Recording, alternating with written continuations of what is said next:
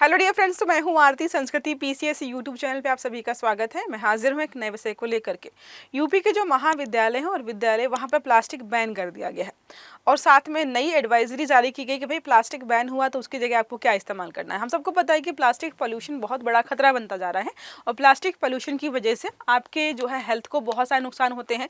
Even अगर आप देखेंगे तो हेल्थ के अलावा पर्यावरण को बहुत नुकसान है, क्योंकि प्लास्टिक पर्यावरण में हजारों सालों तक रह सकता है।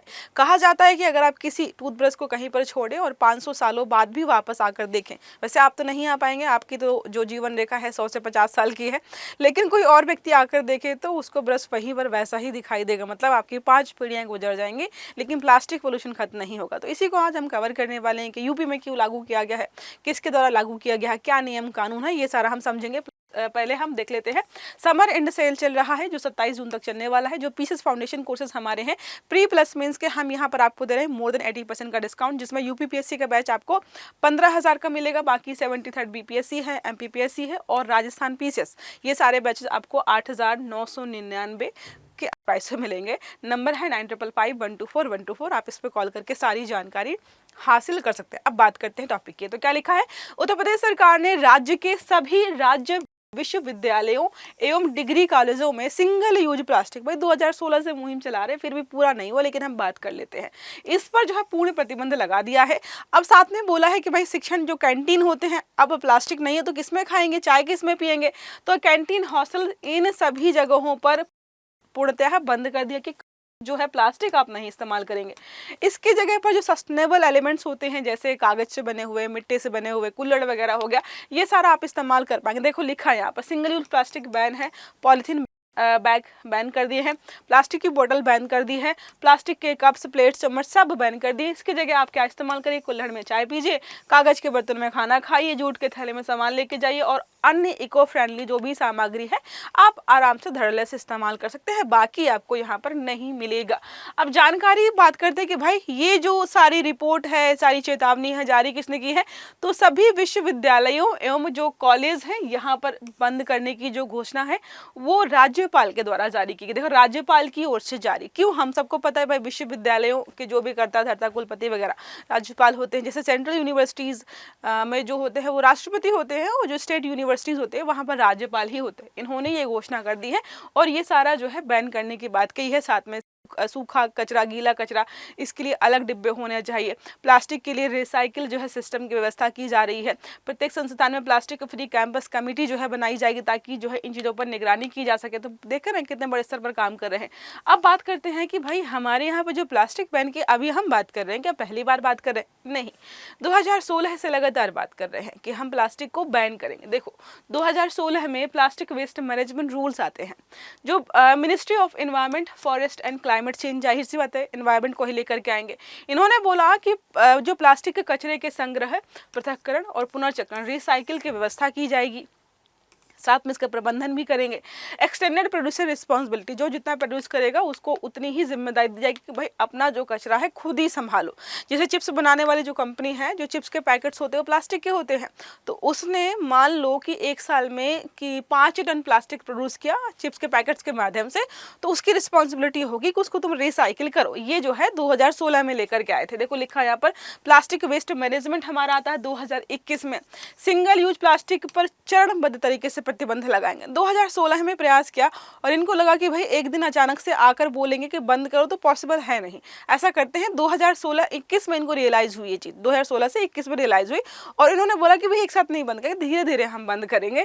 कैरी बैग्स की न्यूनतम मोटाई इन्होंने बढ़ाई। साथ में जो है rules and recycling reuse and recycling को बढ़ावा देने की बात कही गई।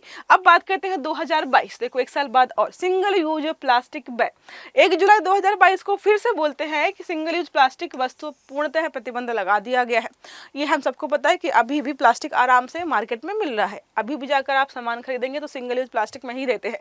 प्लेट, कप, ग्लास कटलरीज हो गया, स्ट्रॉ, प्लास्टिक के झंडे हो गया, कैंडी, आइसक्रीम स्टिक हो गया, ये सब बोले कि भाई लकड़ी का बनाइए या रीयूजेबल या फिर जो है अच्छी क्वालिटी का, प्लास्टिक का नहीं बनाना है आपको। अब बात करते हैं ईपीआर के बारे में।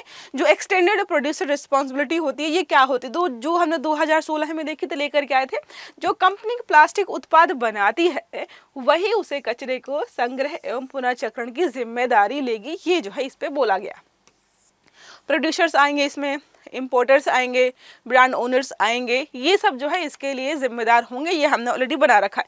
अब उत्तर प्रदेश में कौन कौन सी पहले हैं ऐसी जो प्लास्टिक बैन को लेकर काम कर रही हैं? सिंगल यूज प्लास्टिक पर प्रतिबंध है, कहने को तो है। सरकारी कार्यालय में प्लास्टिक उपयोग पर प्रतिबंध है, ये भी है। प्लास्टिक फ्री कैंपस अभियान बोला गया है, ये भी है। चलो कुल्हड़ जूट बैग ये हमने ऑलरेडी समझ लिया।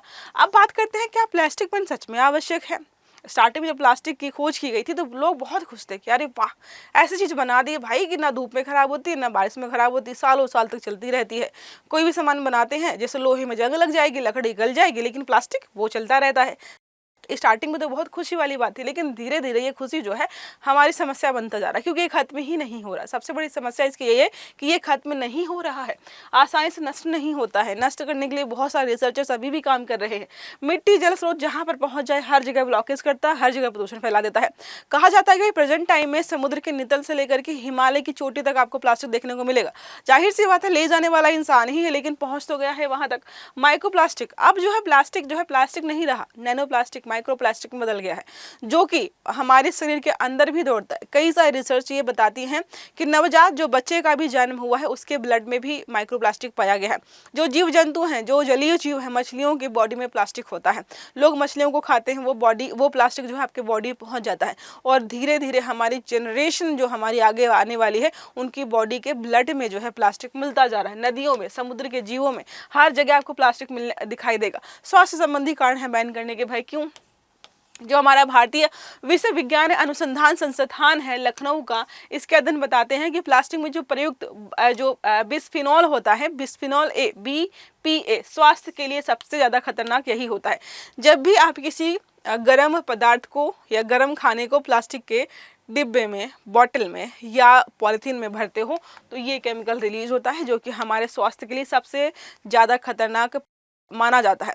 दुष्प्रभाव क्या क्या होते हैं? बहुत सारे हैं। जैसे यहाँ पे लिखा, याददाश्त कमजोर होती है, इसके अलावा सीखने की क्षमता कम होती है, चिंता व अवसाद बढ़ता है। सोचो प्लास्टिक के आपके बॉडी में पहुंचने से क्या क्या हो रहा है। हार्मोनल असंतुलन हो जाएगा, प्रजनन क्षमता पर असर, दोनों के, पुरुष और महिला दोनों के। मोटापा एवं मधुमेह भी हो रहा है इसकी वजह से। हृदय रोग का खतरा आपको बढ़ सकता है अगर आपकी बॉडी में प्लास्टिक धीरे धीरे जमा होता जा रहा है। तो समझिए यहाँ पर कि प्लास्टिक जो है हमारी दिनचर्या का हिस्सा तो है ही, हमारे लिए बहुत सारी बीमारियों का घर भी बनता जा रहा है। इसी वजह से समय आ गया है कि हमें बैन कर देना चाहिए। सिर्फ नियम बनाने से कुछ नहीं होगा, इसको जो है ग्राउंड लेवल पर इंप्लीमेंट करना होगा, लोगों पर इसका प्रभाव भी हमें देखना पड़ेगा। अब एक प्रश्न हमारा है, प्लास्टिक वेस्ट मैनेजमेंट जो रूल हमारा 2016 में आया, 2021 में आया, 2022 में भी आया, 2026 में हम जो है स्टेट की यूनिवर्सिटीज़ में हम बात कर रहे हैं। 2016 के बारे में पूछा गया किस मंत्रालय द्वारा जारी किया गया था? विकल्प है शिक्षा मंत्रालय, गृह मंत्रालय, पर्यावरण वन एवं जलवायु परिवर्तन मंत्रालय या फिर स्वास्थ्य एवं परिवार कल्याण मंत्रालय। सही आंसर देना आपको कमेंट बॉक्स में। आई होप ये आर्टिकल आपको समझ में आया होगा। अगर वीडियो अच्छा लगा है तो लाइक करना है, चैनल को सब्सक्राइब करना है, ताकि इस प्रकार के सभी आर्टिकल्स आपको समय पर मिलते हैं। अच्छे से पढ़िएगा। Have a good day. Thank you.